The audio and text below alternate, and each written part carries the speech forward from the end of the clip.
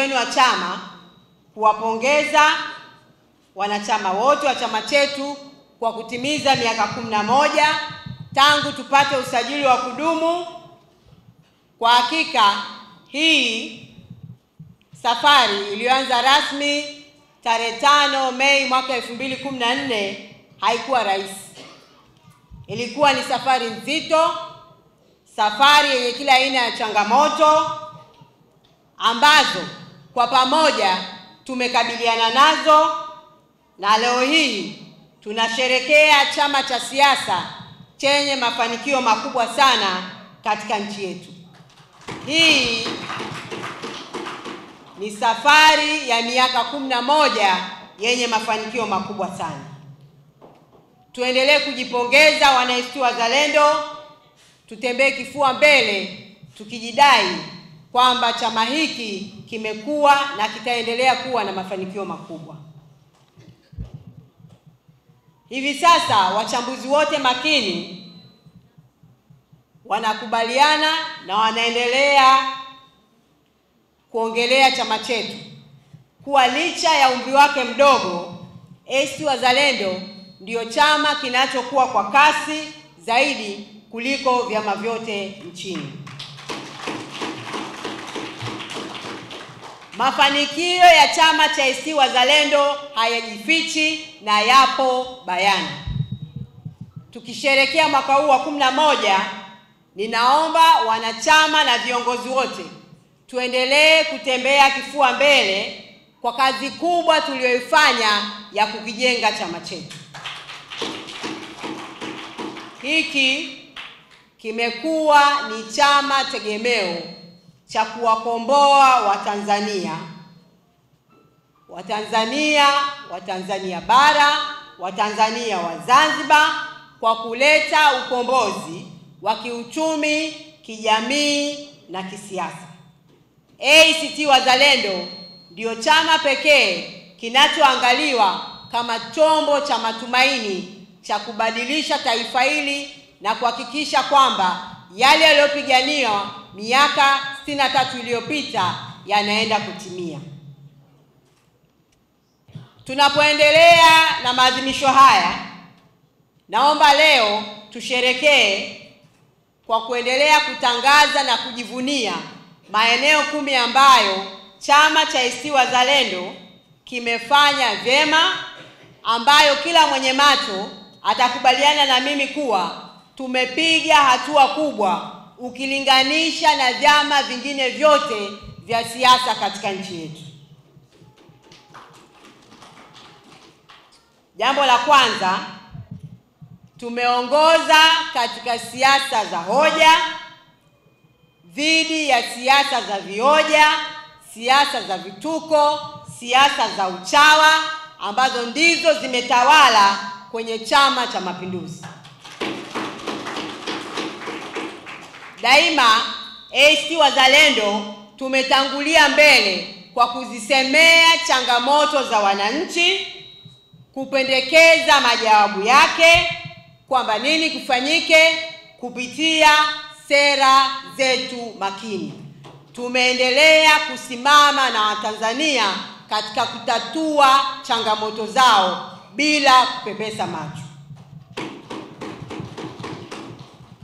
Swala la pili, tumejenga jukwaa mbadala ambalo ni kimbilio kwa wanasiasa wote ambao wanapenda siasa safi na ambao hawaridhishwi na ukandamizaji wa demokrasia kwenye vyama vyao.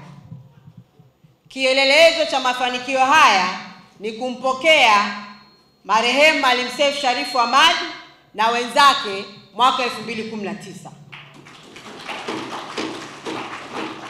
Kuaminika kwa chama hiki na jabali la siasa za Afrika Mashariki, Afrika na duniani kote, Maalim Seif Sharif Hamad, Mungu amlaze mahali pema peponi, ni ishara ya ukomavu ya chama cha ACT Wazalendo.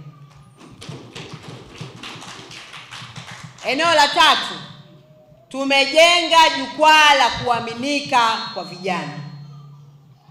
Mara zote kupitia chaguzi na teuzi zetu tumetuma salamu kwa vijana wa Tanzania kuwa hiki ndio chama kinachowaamini, na tumeendelea kuwapa nafasi vijana kuonesha vipaji vyao vya kiuongozi. Mfano mmoja mkubwa ambao tutaendelea kujivunia ni kuchaguliwa kwa katibu mkuu wa chama chetu mwaka 2020 akiwa kijana wa miaka 34. Hii ni alama ya wazi kwa vijana wote kuwa chama cha ACT Wazalendo ndiyo jukwaa lao. Fahamu kwamba ACT Wazalendo ndio chama kinachokuwa kwa kasi hapa nchini kuliko chama chochote. Watu wote wanakubali kwamba kasi ya ACT Wazalendo kwa sasa haina vipimo vinavyojulikana. Kila anayetoka huko anakotoka anaiona ACT Wazalendo ikiamka mahala papya kesho. Lakini katika kipindi hiki tumekuwa katika mazingira yafuatayo. Moja, tumekuwa katika mazingira ambayo serikali ambamo vyama vya siasa vinaishi kwenye nchi yetu kwa muda mrefu imeonesha kukosekana kwa nia njema na utashi wa kisiasa wa kukuza demokrasia ya nchi yetu. Ninyi mnafahamu kwamba tangu kuingia kwa mfumo wa vyama vingi katika nchi yetu, moja kati ya maamuzi muhimu ambayo yalielezwa wazi kama tunataka kutoka hapa tulipo kwenye mfumo wa chama kimoja kwenda kwenye mfumo wa vyama vingi, sharti muhimu na la lazima ni kubadilishwa kwa katiba ya chama kimoja kuwa na katiba ya vyama vingi. ACT Wazalendo ilikuja kuungana na kupigia kelele kwa miaka hii 11 kwa jambo ambalo lilianza mwaka 1992 wakati mfumo wa vyama vingi unaingia. Kwa bahati mbaya sana, mara zote tumekuwa na serikali ambayo haikuwahi kuzingatia hayo maoni, na vyama vya siasa vimeishi katika mazingira ambamo demokrasia imekuwa inaminywa na kukandamizwa kama sehemu ya maisha ya kila siku ya vyama vya siasa. Kwa sisi tumezaliwa na kukua katika nchi ambamo demokrasia imekuwa ikivizwa na ikikosa mazingira bora ya ustawi wake. Lakini jambo la pili kubwa tulilolishuhudia katika kipindi hiki ambacho sisi tumekuwa na kufika leo ni ulaghai wa kidola, kuwa na mipango ya serikali ambayo ni superficial government beneficiary status. Serikali imekuwa ikilaghai jitihada zote za kuboresha mazingira ya demokrasia katika nchi yetu. Mnakumbuka baada ya mwaka 92 makelele kuwa mengi, ilipofika mwaka 2010 serikali ya awamu ya 4 Rais Kikwete aliahidi kwamba tunaweza kupata katiba mpya. Ukweli ni kwamba mchakato wa katiba wote mpaka ulipoishia ulikuwa ni mipango ya kilaghai ya dola. Mpaka leo hatuna katiba mpya.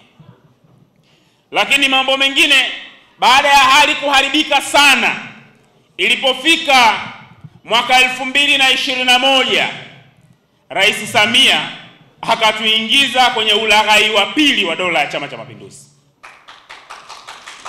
ukituambia kwamba tunaweza kukaa pamoja tukajadiliana tukapata mabadiliko ya msingi ili kuhami demokrasia yetu ambayo kila mmoja alijifanya anaelewa kwamba imepotea njia, ikiwemo Chama cha Mapinduzi. Matokeo yake nyote mnashuhudia kwamba ulaghai huu wa CCM ulikuwa ni wa kutuliza hali, mambo yakae sawa sawa, lakini warudi wakiwa na mtazamo ule.